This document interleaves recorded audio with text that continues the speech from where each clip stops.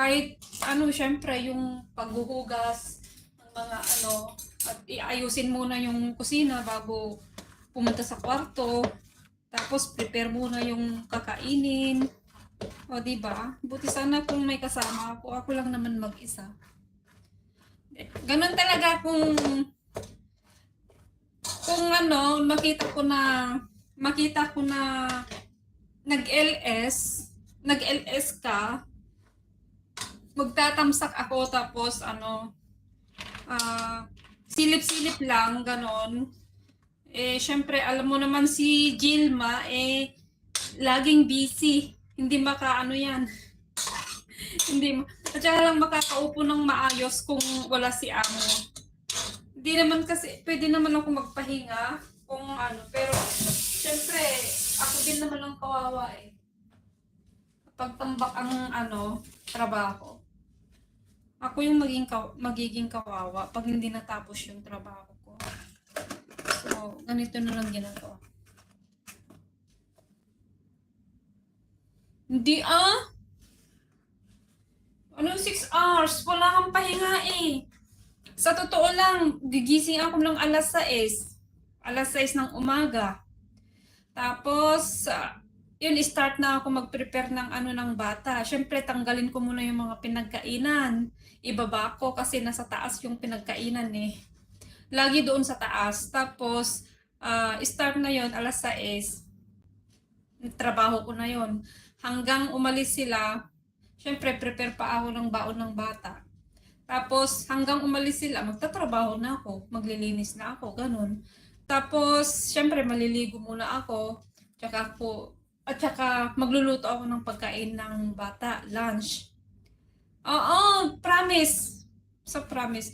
Tapos, nung ano na, 2:30, bababa uli ako. Dire-diretso nga yung trabaho ko eh.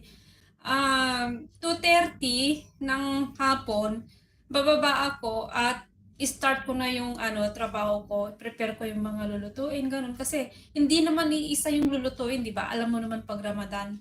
Ang Ramadan kasi hindi isa yung putahin na kakainin. Meron sambusa, meron soup, rice, depende kung ano yung gusto nilang kainin. May sweet, may kape, may tsa, at saka dapat prepared lahat yan sa loob.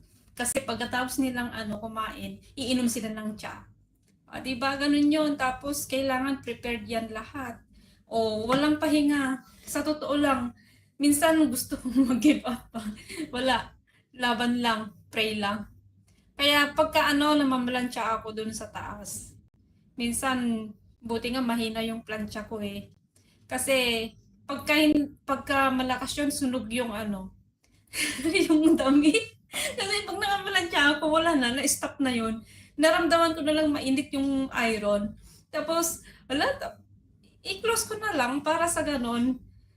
Iwas sunog, di ba? O, di matulog na ako, bahala na dyan kung magising pa ako, hindi. Kasi, kapag magising ako na man, uli, mamalansya ako. Sa totoo lang, promise, honest, tambak yung planchahin ko, halos hindi nababawasan. Kasi yung mga damit na mahaba, naglaba na naman ako today, 4. Kaya nagtataka ako, lah, sabi ko sa sarili ko, lah, ano naging 4 yun? Di ba, di ba pumunta sa trabaho yung lalaki, isa. Tapos, pumuntang nagdasal, bali 2. Tapos, paano nangyari yun 4 agad? Grabe, 11 na naman yun. Kasi hindi ko nga na maagapan na plansyahin. Kasi namamalansya ako ng ano eh, pagkatapos ng shower ko, ng, ligo, mamalansya uli ako ng ano, kahit 4 na piraso, parang mabawasan. Ito yung sinasabi ko, totoo lahat na yung sinasabi ko. Hindi ako gumagawa ng kwento. Totoo lahat yun.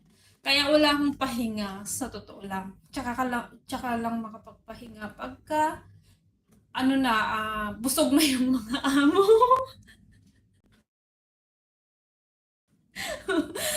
Pagka na-prepare na yung ano nila sa taas, doon ako makakaakyat dun sa kwarto ko. Pero marami pa rin trabaho sa kwarto ko. Daming planchahe, naghihintay doon. Maraming work kasi ako lang mag-isa. Tapos bukas, uwi uli kami doon